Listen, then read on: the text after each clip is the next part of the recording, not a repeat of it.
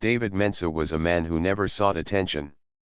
He liked to walk quietly, to observe, to listen more than he spoke. People who worked with him in the government often said he was the kind of man who made others feel calm, no matter how stressful the situation was. Born into a humble family, David had learned early in life that respect, patience, and kindness could often open more doors than pride or anger. He carried those lessons with him as he rose through the years to become a trusted advisor to the president. Yet, despite his important role, David lived simply. He did not surround himself with luxury. He did not travel with security guards or demand special treatment. In fact, most people who met him on the street never guessed that he was one of the most powerful voices in the country's leadership. He dressed neatly but not expensively. He often carried a worn-out notebook where he jotted down ideas, quotes, and small reminders. He believed that true leadership was not about being seen but about making real changes in people's lives. One evening, after a long day of meetings at the Capitol, David decided to take a short walk before heading home. The city streets were cooling down after the heat of the afternoon. Shops were closing one by one, their lights flickering as workers cleaned up. A food vendor nearby was folding his cart, the smell of roasted corn still hanging in the air. The sound of car horns mixed with laughter from a group of young people heading to a cafe. For David, these ordinary sights and sounds were comforting. They reminded him of the country he worked for, of the people whose hopes and struggles he carried into the president's office every day. He walked with an unhurried pace, his hands tucked into his pockets. To anyone watching, he looked like an ordinary man finishing his day. That was exactly how he preferred it. He often believed that blending in gave him a better understanding of real life. While many politicians spent their time surrounded by walls of security and layers of luxury, David valued the chance to feel the heartbeat of the city. As he walked, he thought about the meeting he had just left. The president and his cabinet had discussed plans to improve education in underprivileged neighborhoods. David had spoken passionately about the need to support teachers, to provide proper school meals, and to ensure that every child felt safe in their classroom. These were issues close to his heart, shaped by his own childhood when his mother worked extra shifts just so he could buy school books. Remembering his past always gave him the strength to argue for others' futures. The evening air grew cooler. A light breeze lifted the edge of his jacket.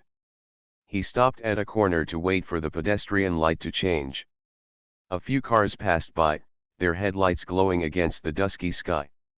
Across the street, he saw a young boy tugging at his mother's hand, asking for ice cream. The scene made David smile. It reminded him of his own son, now grown and studying abroad. These small, human moments always touched him deeply. But as David crossed the street and continued toward his car parked near the hotel, he felt the weight of tiredness. It had been a long day filled with back-to-back discussions, and his body was asking for rest. He looked forward to reaching home, changing into something comfortable, and perhaps reading a few pages of the book resting on his bedside table. That simple thought brought him peace. What David did not know was that not far away, 2 police officers were patrolling the area. They had just received a vague report about a suspicious man seen walking alone near the hotel. The report had no clear details, no description beyond the word suspicious. But in their minds, they were already searching for someone who didn't fit the picture they carried of who belonged in that neighborhood. David, meanwhile, kept walking. He had no idea that soon his peaceful evening stroll would turn into a scene that would capture the nation's attention. His calm nature and unassuming presence would soon be tested in a way he never expected. For the moment, though, he was only a man enjoying the quiet streets after a long day, unaware of the storm that was beginning to gather around him. The beauty of David's character was that he never judged people quickly. If he passed a stranger on the street, he would often wonder about their story rather than make assumptions. He had learned long ago that everyone carried hidden struggles, invisible dreams, and silent battles. This mindset helped him connect with people from all walks of life: leaders, workers, children, the elderly. It was also one of the reasons the president trusted him so much. David's advice was never cold or distant, it was rooted in understanding the real human experience. As he neared the hotel parking lot, he paused for a moment to adjust the strap of his bag. A small group of tourists walked past him, chatting happily in another language. He smiled politely as they passed, then reached for his car keys. The night seemed quiet, almost peaceful. To David, it was just another ordinary evening, one of those nights where nothing unusual happens, where life flows simply. But destiny often waits for such moments to change the course of events. What David did not realize was that his very ordinariness, the way he dressed, the calm way he walked, the fact that he carried no sign of his high status, would be the reason someone else misread him completely. For the police officers scanning the street, they did not see a presidential advisor who spent his life trying to bring fairness to others. They saw only what their own biases made them see, a man who, in their minds, did not belong. David opened his car door, placing his notebook and bag on the seat. He took a deep breath, feeling the relief of the day slowly leaving his body. He thought of calling his wife to tell her he was on his way. At that very moment, the sound of footsteps grew louder behind him. The city lights flickered in the distance. Somewhere, a siren wailed faintly. Life went on as usual for everyone else. But for David, the evening was about to take a turn he could never have imagined. David was just about to call his wife when he heard the sound of a car slowing down behind him. At first, he didn't pay much attention. Cars often stopped near the hotel, dropping off guests or picking someone up. But this time, the sound didn't move on. It lingered. He glanced over his shoulder and noticed a patrol car. Its headlights shone brightly against the pavement, making his shadow stretch across the ground. Two officers stepped out. Their expressions were unreadable in the dim light, but their posture suggested they were alert, watchful. David, used to dealing with all kinds of people in tense situations, gave a polite nod and offered a small smile. "Good evening, officers," he said in his calm, steady tone. His voice carried no fear, only courtesy, as he turned slightly toward them. The taller officer narrowed his eyes. "What are you doing around here?" he asked sharply. The question surprised David. He looked around at the nearly empty street, then back at the officer. "I'm heading home," he replied gently. "I had a meeting here at the hotel earlier." The second officer glanced at David's car, then back at him. "You have ID on you?" he asked. David reached calmly into his jacket pocket, pulling out his wallet. He knew better than to make sudden moves, so he did it slowly, carefully. He held it up before opening it, showing that he was only reaching for identification. He had lived long enough to understand that caution was always wise in moments like these. As he handed over his driver's license, David noticed the officers exchanging a quick look. It was as if they had already formed an opinion before even checking. The taller one studied the card under the bright beam of his flashlight, his lips pressing into a thin line. "This address," he muttered, "doesn't seem like someone who'd be hanging around here at night." David kept his voice steady. "I assure you, I belong here.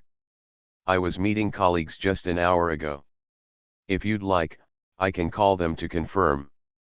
His words were calm, but he could feel the air thickening. He had been in countless political negotiations, but somehow this moment felt heavier. He wasn't standing in a boardroom or a government office now, he was standing on the street, and the respect usually given to his title didn't exist here. The second officer frowned. "We got a call about a suspicious person," he said. His tone was firm, almost defensive, as though he were already justifying his actions. David wanted to ask what exactly made him suspicious, but he held back. He knew that sometimes asking too many questions only deepened tension. Instead, he replied softly, I understand. But perhaps there's been a misunderstanding. The taller officer stepped closer, his voice rising slightly. Why don't you tell us exactly what you were doing in that hotel? Who were you meeting? Don't play games with us. His suspicion seemed to grow with every word. David could see that reason was not winning here, but he refused to let frustration show. Years of experience had taught him that patience often broke walls that anger could not. He tried again. I was meeting with colleagues about work matters. I assure you, I have nothing to hide. Please, if you allow me, I can show you my work identification as well. He reached carefully into his bag, pulling out another card. It bore the seal of the government, his name clearly written beneath his photo. But instead of easing the tension, the officers grew even more rigid. The taller one scoffed. You expect me to believe this? Anybody can print a card these days. His tone was mocking, dismissive. For a moment, David felt the sting of injustice. Here he was, a man who had spent years fighting for fairness, now facing disbelief simply because of assumptions. But he did not let the sting grow into anger. He took a breath, standing with quiet dignity. It is genuine, he said softly. But if you don't trust it, you may call the office listed here. They will confirm.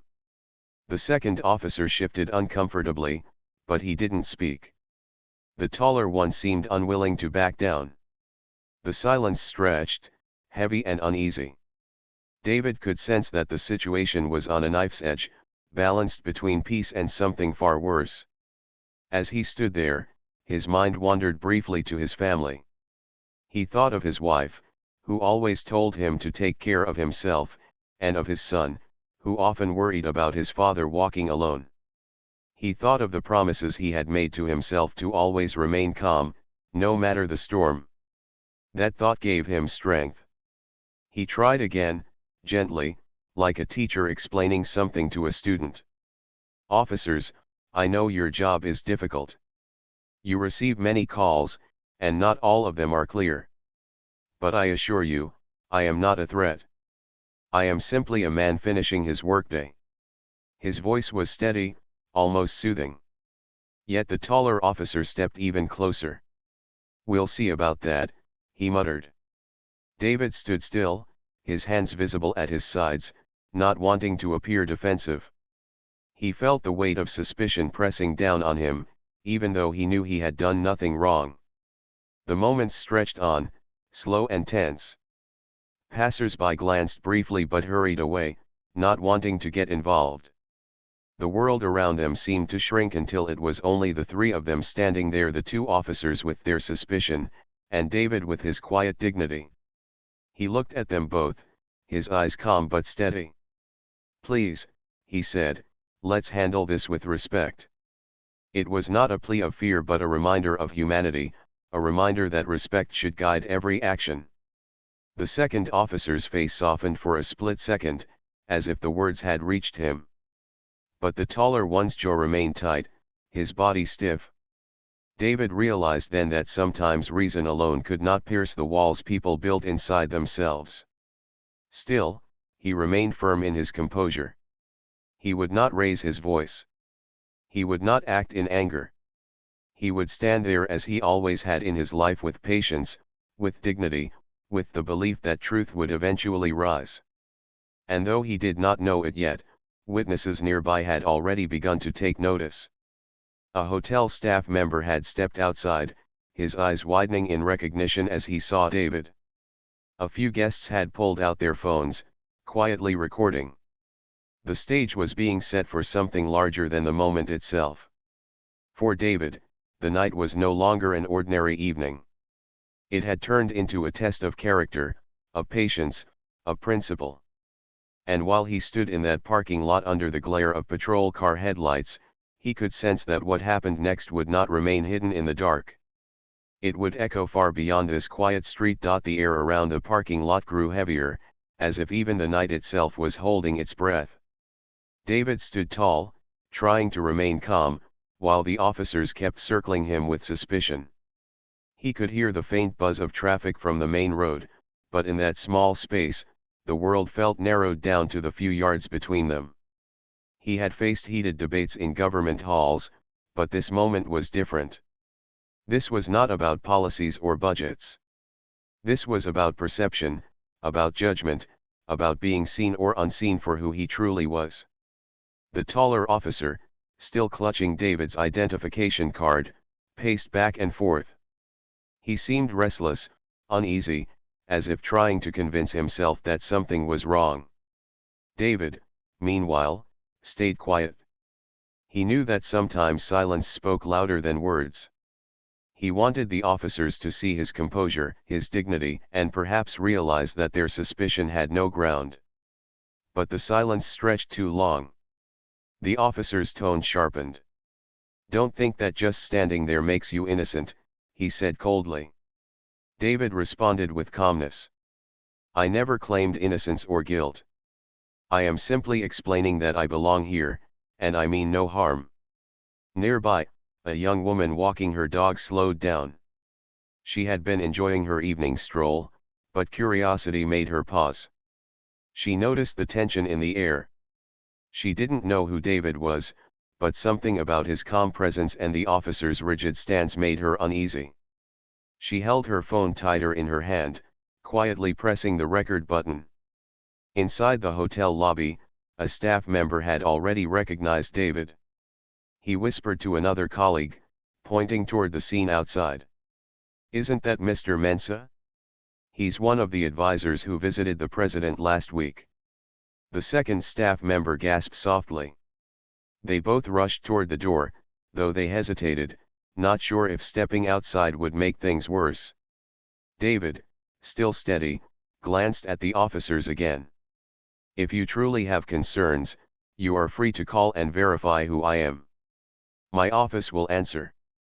His voice was soft but clear. It was not a demand, not a plea, only an offer of truth. The second officer looked uncertain now. His eyes darted between David's calm face and his partner's hardened expression. For a brief moment, he seemed as if he wanted to speak up, to say something reasonable. But he remained quiet, perhaps out of loyalty or fear of disagreement. David could feel the weight of eyes on him. Strangers who had been walking by now slowed their pace. A couple exiting the hotel stopped at the steps, whispering to each other as they observed. And among them, someone had already begun dialing a number, someone who knew exactly who David was. Back in the capital, David was well known among officials, journalists, and policy experts. His name appeared in reports, his face occasionally on the news. But in the everyday streets, without the titles and introductions, he was just another man. And that, he realized in that moment, was the root of everything happening. Without the label of presidential advisor, he was seen differently. To some, he was invisible. To others, he was suspicious. The taller officer stepped closer once again. His tone grew more impatient. "I don't buy your story. You look out of place here. People like you don't usually hang around hotels at night." The words cut through the air like a cold wind. David felt the sting but did not show it. He breathed deeply, reminding himself of his promise, never let another person's misunderstanding steal his dignity. He replied quietly, "Officers, I have nothing to prove to you beyond what I have already shared. But time will prove it for me." His voice carried not arrogance but certainty, the quiet confidence of a man who knew the truth always found its way to the light. The younger officer shifted again, his expression torn. He looked at the hotel entrance, where staff members now stood nervously. One of them finally stepped forward, raising his hand. "Excuse me," the staff member called out cautiously. "I know this man. He's a guest here. He's important." The taller officer turned sharply. "Stay back. This is police business." The staff member froze, his words caught in his throat. But the truth was already spilling into the open. A few of the bystanders were murmuring now, their voices carrying whispers of recognition. David's phone, still in his hand, buzzed suddenly. It was a message from a colleague checking in about tomorrow's schedule. He held it up slightly. "If you allow me, I can put this on speaker. You can hear directly from someone who works with me." But before any answer could be given, a hotel manager rushed outside. He was older, confident, and clearly knew David. "Officers," he said firmly, "this gentleman is Mr. David Mensah. He is here for official business. Please, I urge you to verify before making any decisions." His words rang with authority, and suddenly the atmosphere shifted. The taller officer stiffened, but his partner's shoulders sagged slightly in relief. Recognition was dawning, even if slowly. David remained still, his calm gaze steady. He did not gloat, did not raise his voice, did not throw his title in their faces. He simply waited, allowing the truth to do what it always did, reveal itself. One of the bystanders, who had been quietly filming, whispered to another, "This is going to spread. People will want to know how this happened." The murmurs grew, and with them, the quiet buzz of accountability. David finally spoke again, his words carrying a weight that went beyond the small circle of people around him. "This is not just about me," he said softly, more to the air than to the officers. "It is about how we see each other. About whether we judge first, or whether we take the time to understand." His words, simple yet powerful, seemed to settle in the air like a gentle reminder.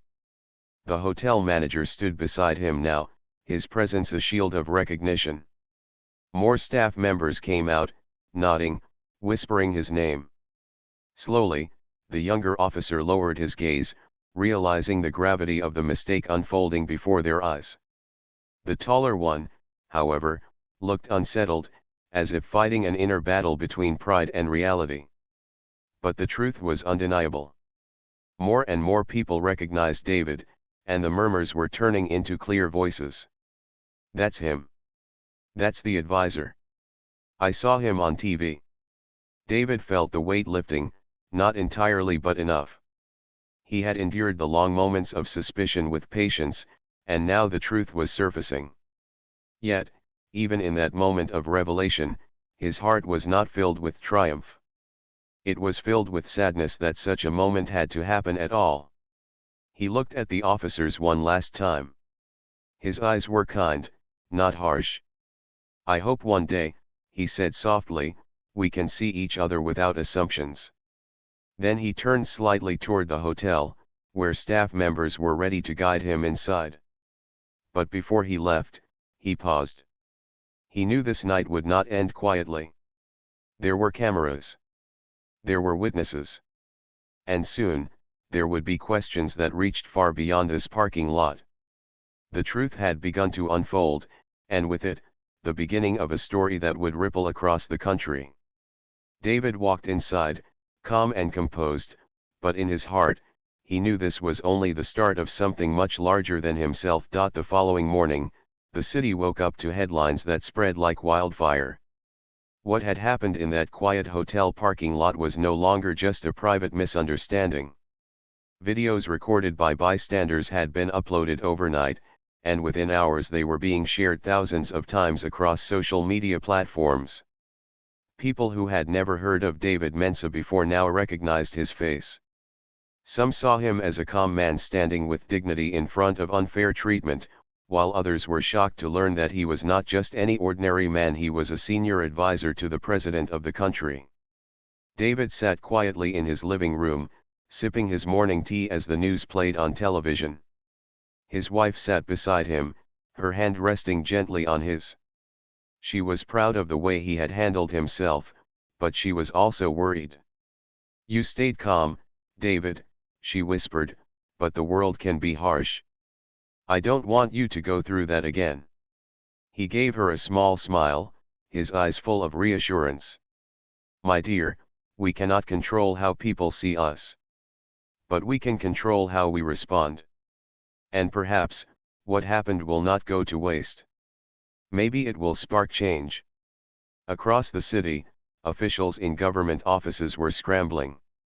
Phone calls rang non-stop. Journalists sought statements.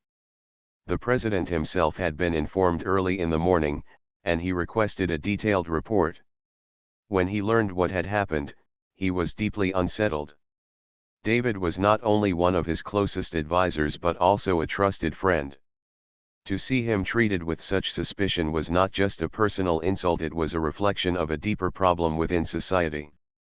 By noon, the police department announced that an internal review would be launched. The two officers involved were placed on temporary leave while the investigation began. This announcement did little to calm the storm, however.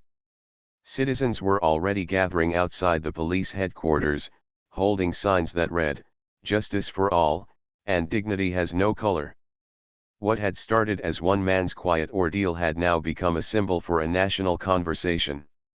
David, however, did not rush to speak publicly. He believed in patience, in choosing his words carefully so that they carried weight. Instead of giving interviews, he spent the day meeting with colleagues and close friends, listening to their thoughts. Some advised him to sue the department.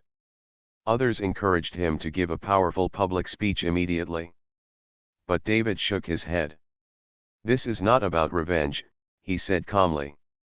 "This is about reform. If I speak, I want to push for solutions, not just reactions." The investigation moved quickly because of the attention. Witnesses were interviewed, including hotel staff and bystanders. The recordings were carefully reviewed. It was clear from the evidence that David had remained polite and cooperative throughout the entire encounter. There had been no threats, no reason for suspicion beyond the officers' assumptions. Inside the police department, meetings were tense. Leaders admitted quietly that the incident had revealed deep issues that had been ignored for too long. Some officers expressed embarrassment. Others felt defensive. But none could deny the truth: the situation had been mishandled, and the public outrage was proof that people were tired of such stories repeating again and again. Meanwhile, David received messages of support from all corners of the country. Students wrote to him, thanking him for showing that dignity could be stronger than anger. Teachers used his example in classrooms, telling children that calmness in the face of unfairness was a kind of strength. Even international news outlets picked up the story, calling it a lesson in patience and humanity. Still, David knew the storm was far from over. Late one evening, he sat alone in his study, reflecting. He thought about the two officers. He wondered what led them to make the assumptions they had. Was it training? Was it personal bias? Was it fear? He didn't see them as enemies but as individuals who had been shaped by the same society he was now trying to improve. He whispered to himself, if we only punish them, nothing changes. But if we reform the system, maybe tomorrow will be better. The president called him personally that night. His voice was heavy with concern. "David," he said, "you have always guided us toward the right path. Tell me, what should we do now?" David paused for a moment before answering. "We must turn this moment into an opportunity, not a wound. Let's focus on training, on accountability, on rebuilding trust between citizens and officers. People need to see that fairness is not just promised, it is practiced." The following day, David finally agreed to address the public. A press conference was arranged at the government hall. Cameras flashed as he entered, his calm figure commanding attention. He stood at the podium, looking out at the crowd of reporters and citizens. His voice, steady and warm, filled the room. "What happened to me," he began, "is not just about me. It is about how quickly we judge, how easily we allow suspicion to guide us instead of understanding. But I believe we can change. We can choose to build a society where dignity is given to every person, no matter who they are, no matter what they look like." His words struck a chord. The room fell silent as he spoke about unity, respect, and responsibility. He did not speak with anger but with hope. He reminded the people that true justice was not about punishing mistakes but about preventing them from happening again. When he finished, the crowd rose in applause. Some were moved to tears. It was clear that his message had gone beyond the details of his own experience. It had become a call for healing. Over the next weeks, discussions spread across the country. Schools held debates about fairness. Communities organized dialogues between residents and police officers. The media highlighted stories of kindness and cooperation, inspired by David's example. Even within the police department, training programs were re-evaluated, and new initiatives were launched to teach officers about empathy, communication, and cultural understanding. David continued his work quietly, never seeking the spotlight. He attended meetings, gave advice, and encouraged leaders to follow through on their promises. In private moments, he still felt the sting of that night, the suspicion, the doubt, but he also felt grateful that something greater had come from it. His pain had become a seed, and from that seed, change was beginning to grow. In the hearts of many citizens, David's story became a reminder that dignity could survive even in the harshest moments. It showed that patience and calmness were not signs of weakness but of strength.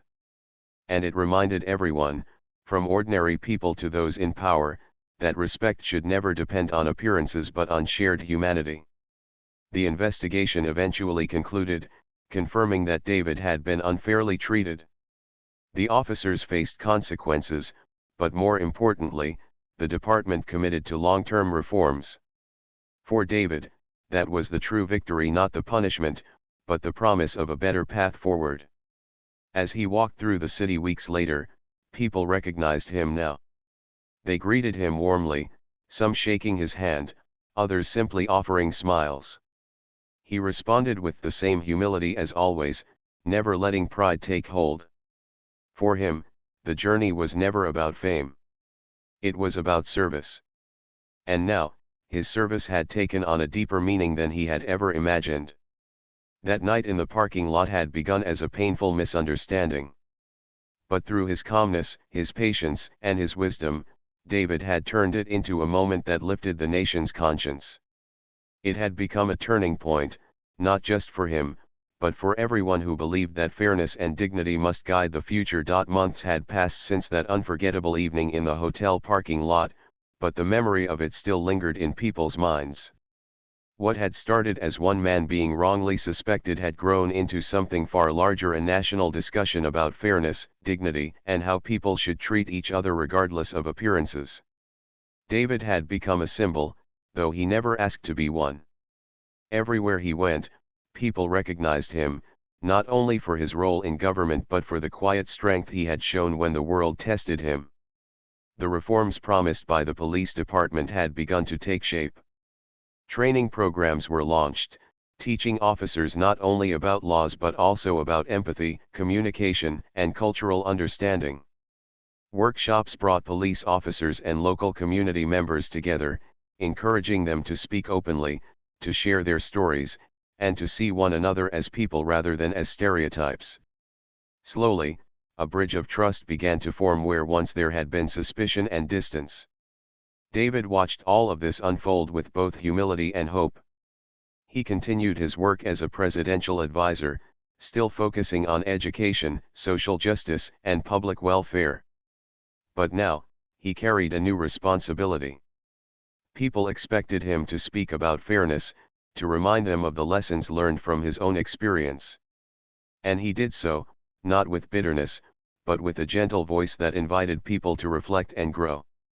One afternoon, he visited a local university to give a talk to students. The auditorium was packed with young people eager to hear from him. As he stepped onto the stage, the crowd applauded warmly. He smiled modestly and began to speak, not from notes but from the heart. "I am not here to tell you my story again," he said softly. "Most of you already know it. I am here to tell you that our society is like a mirror. If we fill it with suspicion and fear, that is what it will reflect back to us. But if we fill it with dignity, kindness, and understanding, then that is the world we will see." The students listened intently. Some took notes, others simply let his words sink in. He told them about patience, about remaining calm in the face of unfairness, and about how true strength often shows itself not in anger but in restraint. He reminded them that every generation had the chance to change the story for the better, and that it was their turn to carry that responsibility forward. When he finished, the applause was thunderous. Many students left that hall inspired, determined to take his words into their own lives. Beyond universities, David also spent time in local communities. He visited neighborhoods where trust between citizens and police had been broken long before his own incident. He sat in circles with families, officers, and children, listening more than he spoke. He knew that listening was often more powerful than lecturing. People shared their fears, their past experiences, and their hopes. David nodded, asked gentle questions, and always ended with the same reminder: change is possible, but it requires all of us. The media continued to follow his journey, but David kept himself grounded. Whenever a journalist asked him if he felt proud of being a national figure, he answered humbly, "I feel grateful. Not proud for myself, but grateful that my pain was not wasted, that it has given us a chance to improve as a nation." One evening, as he returned home from a long day, David sat quietly in his living room, reflecting. His wife brought him tea, as she often did, and sat beside him. "You know," she said softly, "when I think back to that night, I still feel a knot in my heart. But when I see how many people you've inspired, I realize that even painful moments can carry hidden blessings." David reached for her hand and nodded. "You are right. Life does not always give us gentle lessons. Sometimes it teaches us in the hardest ways. But what matters is what we do with those lessons." The president, too, continued to lean on David for advice. In private meetings, he often referred to David's story as a reminder of the work still to be done. "We can pass laws," the president once said, "but it is stories like yours that touch hearts and move people to act." David appreciated these words, but he never let them distract him from his focus. For him, the mission was never about his own recognition but about helping others. One year after the incident, a national conference on justice and community relations was held in the capital. Leaders, educators, activists, and citizens from across the country attended. David was invited as the keynote speaker. Standing before a vast audience, he reflected on the journey of the past year. He spoke of the changes that had begun, the challenges that still remained, and the hope that had grown stronger despite it all. "We are not yet perfect," he said, "but perfection is not the goal. Progress is. And progress comes step by step, when each of us chooses dignity over suspicion, and kindness over judgment."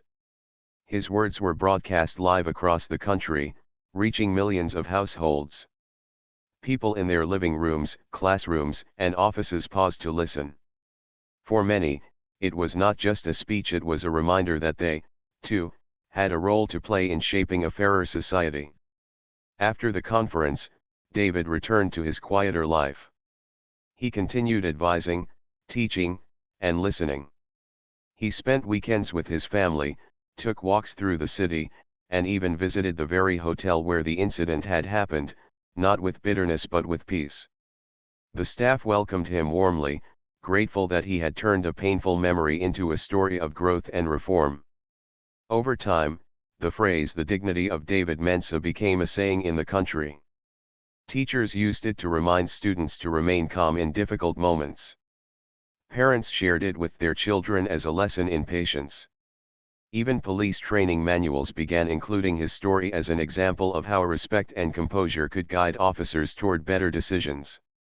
And so, what began as a moment of misunderstanding ended as a legacy of hope. David himself never considered it his personal victory. He often told people, "This is not about me. This is about us, all of us. Because what happened to me could happen to anyone. And that is why we must continue to change, together." In the end, his story was not remembered only as the night when a presidential advisor was wrongly suspected. it was remembered as the beginning of a shift in how people saw one another, how they treated one another, and how they believed in one another. David's calmness, his patience, and his unwavering dignity had become a light, one that guided a nation toward greater understanding. And though he never sought recognition, David's name became etched in the hearts of millions. Not because he was powerful, not because he was famous, but because he had shown that even in the most difficult moments, one person's calm strength could inspire a whole country to become better.